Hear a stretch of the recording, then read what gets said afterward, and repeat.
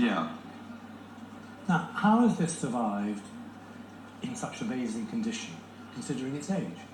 Because it hasn't been used that much, I don't know what the origin is. I don't know whether my father acquired it. I mean, he was a farmer, so why he would acquire an engine like this, I don't know. Whether it was something that was handed down to him, or whether it came down from my mother's side of the family, I don't know. But did you play with it?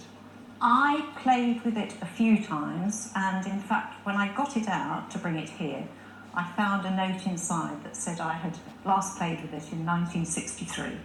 So it's untouched? Yes, basically. Well, that answers part of my question.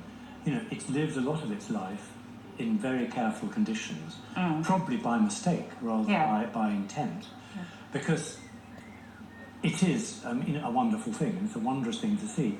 Did you enjoy playing with it? Oh, I loved it. Yes, because it goes in a circle, in fact. And you could make it. So that was great fun. Yeah. Well, I did fiddle about a bit, and I got the key. Right. And I did wind it up. Yeah. And it does go. Yes, and you can break it, can't you? You can change gear. Yes. I mean, you can make it forwards or backwards, and there's a brake. Yeah. And everything is as it should be. Okay. We're looking at a train which is now, it goes back to about 1900. Okay. So it's very old indeed.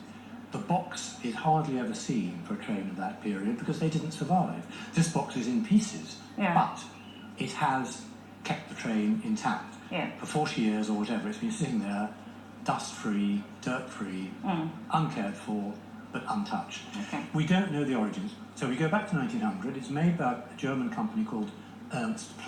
Yeah. At that point, we didn't really make trains in Britain. We imported ones from Germany, and they dominated the market completely. Names like Bassett, Loke and Hornby come a bit later. Yeah. And so what we've got here is a sort of generic train. It's not particularly British, it's not particularly German. And you can see on the side of the tender the initials GNR. Now that is Great Northern Railway. Well, that's what I thought, and yet you said it's German. Yes, but it was made for the British market.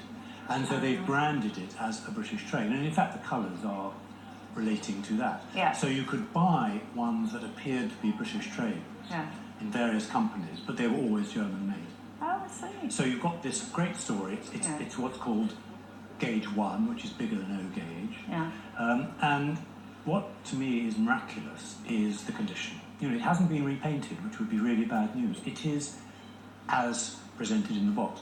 It's had a bash at the front, there's bits and pieces of wear, but essentially it is a remarkable survival from its time.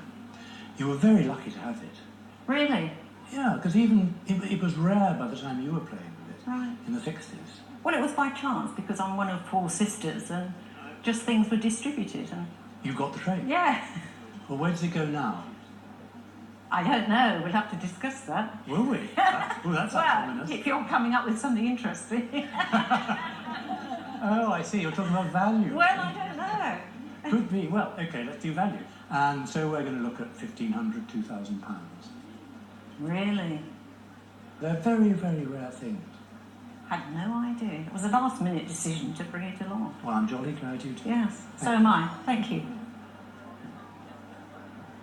This is a model as